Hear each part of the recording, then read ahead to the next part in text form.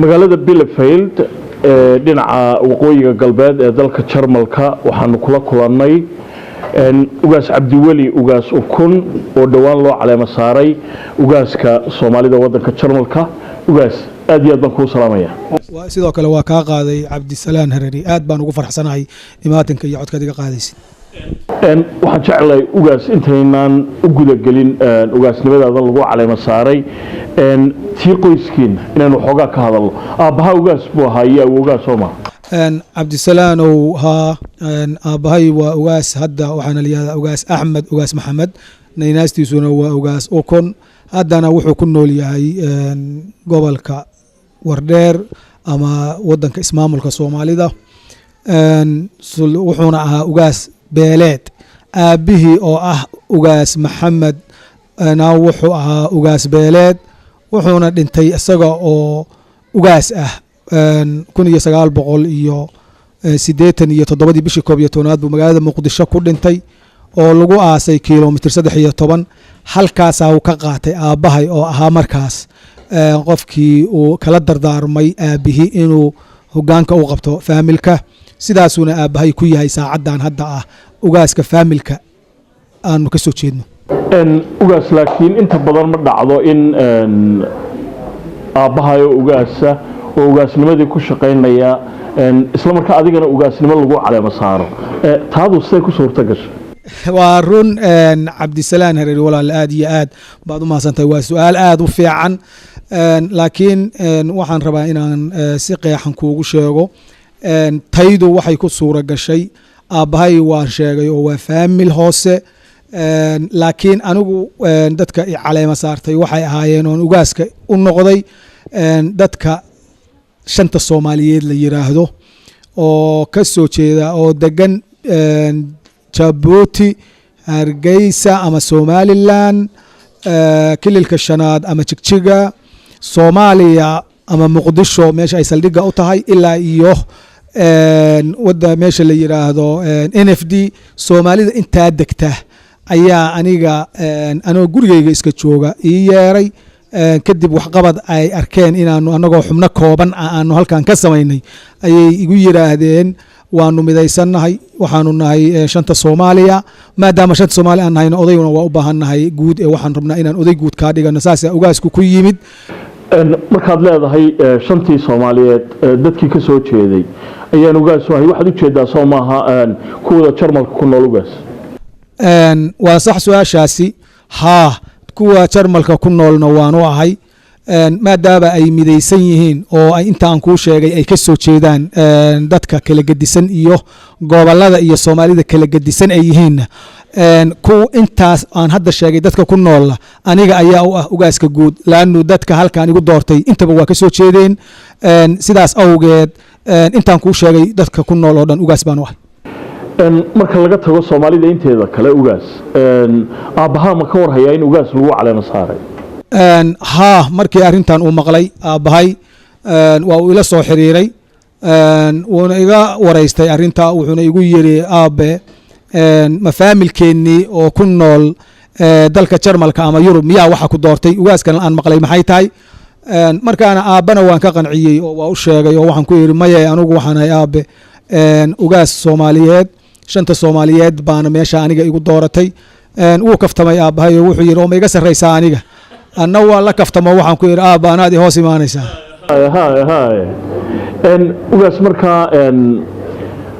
shakhsiyadda aad leedahay dabcan marka laga tago baahida keentay in ugaas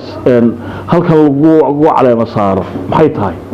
Cabdisalaan Harari aad iyo aad baad u mahadsantahay walaal boqolkiiba boqol baan kaaga mahadcelinayaa su'aashaas aad ka macquulka u ah walaal laba qodob weeye qodobka koobaad baahida keentay waxay ahayd marka koobaad halkan aanu degannahay oo Bielefeld muddo hadda 6 sano laga joogo waxaa ku noolaa yaan anigu horta sidayda imid waxaa ku noolaa 4 nin oo hadda nin aad wareysan doonto oo la yiraahdo Cabdullaahi Liibaan uu ka mid yahay afartaas markii aanu halkaa ugu imid aniga iyo xubnahaasi waxaanu qabanqaabinay inaanu jaaliyad Soomaaliyeed anagoo 4 qof inaanu samayno 2 iyo 3 jeer markaanu isku daynay way noo hirgeli weyday laakiin ninka hadda guddoomiyaha jaaliyadda soomaalida bilifayd ka ah oo la yidhaahdo cabdiraxmaan dheere ayaa 6 sano ka hor isaguna nooga yimid maalmahaas aan anugu imid bilifayd magaalada maalta la yidhaahdo arrintii baanu ka wada hadalay waxaanu isla qaadanay inaanu 6 qof baanu nahay inaanu jaaliyad samaysano 6dayadii iyo qof aanu meel kale ka soo amaahanay oo aan markaa deganayn magaaladan intaas yaan ku samaynay jaaliyad Soomaaliyeed oo 5 Soomaaliyeed ka socota halkaas maalintii aanu ka samaynay 6 sano ka hor raggayagii iyo gabdhahayagii 7 xubnood doonayay inay buuxin waayeen qofna soo amaahday maanta 700 oo qof dad ka badan baanu isugu keenay halkan oo 5 Soomaaliya oo aanu sheegnay ah ugaas haddaad noo jilciso sharciga waddankan Jarmalka ayaa loo ogoliyay miya haddii tirada dadku 7 qof ay gaadho inay markaa jaaliyad samaysan karaan ها أرنتو سدا وي عبد السلام هرري إن شرعي قانا باتهاي شرعي كشرم الكاوح ويا تتوقف هدي عاد شرعي هدي عاد بوحسه أو تتوقف أو كم شرعي قاضي يو شهادوي كودي يو دوكمنت قاضي وتأي محكمة دكتور مركز أرنتا إيدا وحين نقول يسمى رسمي إن التاليات بوحدة تهاي بين نقول يسا تاسيت المام يسا أنا جانا مركز هو شروط ده ونبوحون ويني أو ونكيرين تضوادي لكن عبد الرحمن ديري أو قدومية حد كأجالية أيها حبنه سورة جلية كو كأها إن تضبطنا أي بحسن تجالينا أنو سمينه. بريهان دمبسنا الكور هاي لوجاس مخالفة الصومالي دمو وناكسنا وحكست والله سكوك بقبصدا أبها ودنوشك تواد كقنعسي وجاس نمدا دي صومالي ده تشرمل كتشوكتها بكوة قنعسيين يجو. عبد السلام وهذا الكاس ولا هذا الأدياد في عنوية ولا وحن قبا إني كو قناعسن يهين سؤال سدان كاجا جوابه سببت أن كلها هنا لبا قدبوية كو marka koobaad ma dadkii imiday ninkii dadkii doortay way ku midaysnaayeen dadka oo dhan bayna ahaayeen Soomaalida qabiil gooniya ma aysan ahayn gobol gooniya ma ahayn oo Soomaalidu wadaad aragto wax ay diidayso waa wax aynan marka hore ka wada dhex muuqan laakiin tan mid ay ka dhex muuqdeen 5 meelood oo aan ku sheegay ama dadka 5 Soomaaliyeed ka soo jeeday ahaayeen taas inay ku qanacsan yihiin waan qabaa qodobka labaad oo aan ku leeyahay waan qabaa asagana way ku qanacsan yihiin waxa weey inta hadda dhowr bilood baan maraya oo aan ahay ugaaska guud ee Soomaalida 5 Soomaaliyeed wax taageero ma waxay mucaaradana ma arag ugaas hadaan taas su'aal kale ka sii weydiiyo ugaasnimadaad waxaad ii sheegteen ana halkan oo kaliya ku koobnay maadaama dadkii ku doortay ay sidaad tilmaantay 5 Soomaaliyeed ka soo wada jeedeen in Soomaaliya dhan ay gaarsiisan tahay xagga wax kaaga soo noqday ma jiraan iyada Cabdisalaam walaal maya cid hadda igala soo xiriirtay salaadiin way ila soo xiriireen waana ii hambalyeeyeen su'aalo badan ima aysan weydiin laakiin ma waxa tahay bay dhaheen suldaanka Jarmal lagu doortay haabaan ku iri mana badnayn salaadiintaasu waa ku soo dhaweynaynaa waanan kaaga mahad celinaynaa inaad ka mid noqoto salaadiinta ama isimada Soomaaliyeed intaas ay iga soo gaartay mana badnayn salaadiinta 2 iyo 3 kama badnayn ugaas waxaan daawaday ajaladii laga duubay maalintii caleemasaarkaaga ee caanaha lagu shubayay nin aad uga war hayaa tahay saldanada iyo ugaasnimada iyo taariikhdeeda iyo sidii loo sameyn jiray iyo taada halkani maxay kaga duwaneed maadaama halkan caanaha lagu shubay su'aal wanaagsan weeye Cabdisalaam Harir walaal macaan taydu waxay uga duwaneed 2 qodob kow 18 bishii 2018 taariikh Soomaaliya u soo hoyatay dadka Soomaaliyeed afka Soomaaliga ku hadla ama 5 Soomaaliyeed bay ahayd baan leeyahay oo maxay ahayd oo uga duwaneyd hadda isinimada qabiil baa dooran jiray ama ha kala sareeya qabiilka oo isin guud ha noqdo ama isin hoose ha noqdo way kala sareeyaan isimadu marka isimada qabiil baa dooran jiray taa way kaga duwan tahay oo aniga qabiil ima dooran ee 5 Soomaaliya baa i dooratay haddii hadda aan halkaa kaftan yar kaaga sheegana dadka kaamirada hayay oo buuxinayay iyo dadka hadlayay aniga family marka la igu yaa familka hore aan u ahaan jiray hadda ma ahi familki aan hore u ahaan jiray waxaan rabaa inaan kuu sheego kaamiradu waxay ka qabatay ama shaqada waday waa ku yar yihiin waxay ahaayeen Hargeysa Jabuuti Jigjiga Muqdisho bay ahaayeen marka waxaan rabaa inaan kuu sheego taa way kaga duwan tahay tu labaadna way kaga duwan tahay waxaan ahay isinkii koobaad oo qurbaha dhammaan meel kasta maraykan yurub afrikada kale carabaha meeshii doonto ha noqoto soomaalidu wadankii ay ama u farxatay ama ay aaday ama ay ku nooshahay isinka keliya oo ka jira maanta oo si midaysan loogu doortay baan ahay taana way kaga duwantahan kuleeyahay walaal aad baadna u mahadsanta labiskaaga dadka barnaamijkan daawanaya way arkayaan waa kii caadiyan salaadiinta iyo ogaasyadii ay qaadan jireen markii dhawaydaynu suuqa ku lugaynaynay dad fara badan oo ajnabi ah oo ku soo eegayay baan arkayay siday u qaataan labiskan wax ma kaa weydiiyaan dadka jarmalka ahi cabdisalaanow walaal aad baad u mahadsan tahay cabdisalaan harriyow arrintan walaal labiska waxaan rabaa inaan kuu sheego anigoon ugaas ahayn ayaan qaatay hadda ka hor wax ma badnayn jamcayaal bay laakiin ahayd maalmo badan ma ahayn jamcayaal bay ahayd maalintaas maalmaha hore oo aan qaatay iyo intaan hadda ugaaska noqday oo aan dharkan qaatay intaba su-aalo aad u badan ayaa iiga imanayey waanan iska difaacahayey oo hadda matal tusaale haddaan usoo qaato anoon ugaaska ahayn su-aalihii la iweydiinayay markaan iska difaacahayey waxaan lahaa anigu dee meeshan nin muslimahaan ahay wadankanna uma imaanin inaan hadee diinta ka baxo oo dhaqankayga tuure inaan diintaydana haysto dhaqankayga wanaagsan iyo aan haystana waanu imid marka waxaani diin ma aha laakiin waa dhaqan bay noo tahay baan ku idhi marka dhaqankaas saasaan ugu sheegahayay intii dambana say hadda aad u arkaysay oo ay inoo soo wada eegayeen wayn soconaynay laakiin haddaynu istaagi lahayn waa inoo iman lahaayeen waxayna su-aalaynana weydiin lahaayeen su-aalahayna weydiiyaanna kow iyo laba waxaa ka ah maxaa yihiin waxaani dharkaani muxuu yahay malaha marmar waxay is yidhaahdaan dharkan weligay ma anaan arag dad sidaanoo kale u labisan marka bal naga jaahil bixi marka waa uga waramaa waa ka qanciyaa markaas yidhahdaan arrintan waa kulta waa dhaqankaaga miya ahaa waa dhaqankaaga isla waxaan ku yidhaahdaa dad gaar aha qaata waana dhaqankayga dadka gaarka ahoo qaata noo sheeg bay igu yidhahdeen waxaan ku yidhi dadka salaadiinta ahi waa run salaadiin ma ayle laakiin magaca way yaqaanaan oo ma garanaysaa yaan jarmalku lahaanin laakiin hadda ingiriiska hadda adigu aad degan tahay oo kale hadde boqortooyada markii hadde kuniga ay leeyihiin oo kale kunish bay iyagu yidhaahdaan kunish ba afka waa boqortooyadii markaan salaadiinta u sheegayaan waxaan idhahdaa anigu waxaan ahay kunish baan ahay marka kunish baan ahay markaan idhaahdo aad bay laba talaaba dib u baxaan waxay yidhaahdaan oo kunish yaad u tahay ma belifeed baad u tahay annaga ma noo tahay mar bay kuwa yidhaahdaan marka si aan been uga cararo anoo ama kaftan waxaan idhahdaa maya aniga dadka i doortay oo aanu ahay waa dadka soomaalida marmar bay i yidhaahdaan kuwa aan tuso caleemasaarka oo nimanu dad caddaanaha ku jire dadkaas inoma kuwa caana shubeen oo maydikala soo qayb galeen markaa dad Germany ilaa dad 10 ka badan oo uu ka mid yahay madaxa SRC-da ama hay'adda laanqayrta cas ay u yaqaanaan Christian Aidka la yiraahdo joogta jarbalkii Bilifeyd ninka haysta 10 qof oo hogaaminayay iyo dad meelo kale oo kala gedisan ka yimid baa nagala soo qayb galay marka waxaad leedahay tayadu waa marag madoonto oo xitaa dad ajnabiga goobjoogka ahaa walaal ma rabo in salaadiinta kale wax iiga gudbaan laakiin waxaan leeyahay haddii cid ay madmadow kaga jireen aniga soomaalina waa i dooratay oo midaysan ajanabina waa taageeraya goobjoog ay ka ahaa goobtaas ugaas markaa gartay jarmalkii waa lagu caleema saaray dadkii waxaatay waa isku raacsan yihiin wadamada kale qorshahan kugu jirta inaad soo martid tusaale ahaan yurubta oo kale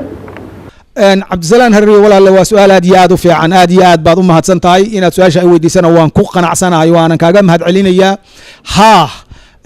waxaa jira walaal arrin markii dood hadalkaygii ku jirtay oo ahayd inaan hadday ii suura gasho oo aanay xag alle ka waayin aan rabo arrinta sida ay arrintaydu ugu cusub tahay caalamka ama soomaalida arrin ku cusub oo kale inaan sameeyo baan doonayaa waanan ka sheegay goobtii aan ka hadlayey arrintaas waxay tahay waxaan rabaa inaan sameeyo ama samayno dallad ay leeyihiin isimada dadka af soomaaliga ku hadla ilaa Jabuuti Hargeysa Jigjiga Xamar NFD inaan dadka intaasba intaanu iskugu yeero aanu dallad u samayno baanu yaan wataa waxaan ka cadeeyay meeshii mar labaadna ku celinaya waxaan safar u aadi doonaa haddii alla idmo dalka Jabuuti oo aan doonayo inaan kala xaajoodo ismaaciil cumar geelle madaxweynaha jabuuti inuu iga caawiyo fakerkan aan wato oo ah inaanu jabuuti iskugu keenno isimada iyo dadka waxgar isimada soomaalida dadka af soomaaliga ku hadla oo aanu markaas u samayno dallad ay ku midaysan yihiin si loo yareeyo khilaafaadka brobleymada iyo brobleymada had iyo jeer soo noqda oo soomaalida gudaheeda arrintaasaan samayn doonaa jabuuti waxaan rabaa inaan xuso jabuuti hadday iiga suuroobi weydo waxaan rabaa inaan tago somalilan oo aan u tago aan codsi weydiisto mudane muuse biixi cabdi madaxweynaha somalilan si uu iiga caawiyo waa markaan jabuuti kulmi weyno in uu shanta soomaaliyeed isimadeeda hargeysa iigu kulmiyo si aan dallad ugu samayno waa mahadsan laakiin ugaas sidaad ka war hayso dee maanta isimadii ciiday ka badan yihiin deegaan walba waxaa laga yaabaa in boqolaal joogaan markaas say u suurtagelaysaa in meel keliya ay isugu keentaan cabdisalaan harariyow aad iyo aad baad walaal u mahadsan tahay walaal anigu waxaan horta ka tegey oo aan rabaa inaan kuu sheego si aad u ogaato inay isimada inaan ka warhayo si aan aad u ogaato inaan ahay oo su-aashaadaas anoo ka jawaabaya aad u ogaato inaan isin hore aha anigu horta waxaan rabaa inaan kuu sheego markii horeba waxaan ahaa wiil isima iska dhaleen isima iska kay dhalay markii horeba aabbahay waan kuu sheegay oo waa isin waa taan kaaga soo sheekeeyey hooyadayna ina isin bay ahayd oo waxaa la yidhaahdaa xaliimo rafle guuleed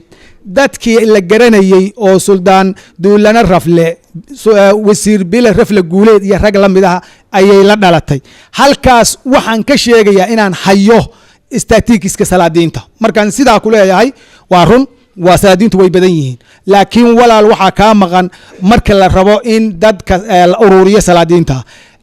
hoos looma dhaadhacahayo isinka ugu sareeya goobtaas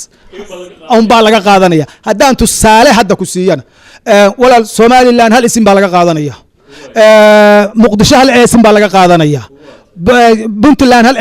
isin baa laga qaadanaya jabuuti sidoo kale waa mid walba dadka ugu sarsareeya unbaa figaradaha la qaadanaya figaradaasaa la qaadanaya sidaasaana goobta la isugu keenaya ugaas haddaan su-aal kale ku weydiiyo ugaasyadu waagii hore inta dambe siyaasadana way galaane waxay ka shaqayn jireen arrimaha reeraha dhexdooda iyo waxyaabaha kala gaadha iyo dhinaca dhaqanka adigu maadaama aad Germany ku nooshay oo magaalada Bielefeld aad joogto hawshaadu maxay noqonaysaa cabdisalaan hareere aad iyo aad baad u mahadsan tahay walaalow waxaan rabaa inaan kuu caddeeyo isimadu sidaan ka warhayno ama shaqadoodu tahay siyaasadda ma galaan marka ay galaan waa marka dowladda markaa jirtaa waxay kala maarmi weyday ugu yeeraan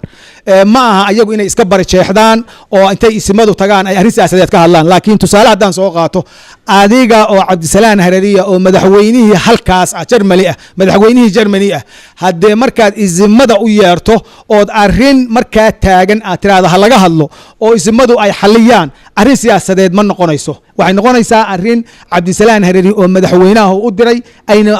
aqbaleen inay fuliyaan marka siyaasadda isimadu waa ka madax bannaan yihiin laakiin wax kasta oo dowladoodu ay u dirtay fuliyaan ugaas sidaad ka war hayso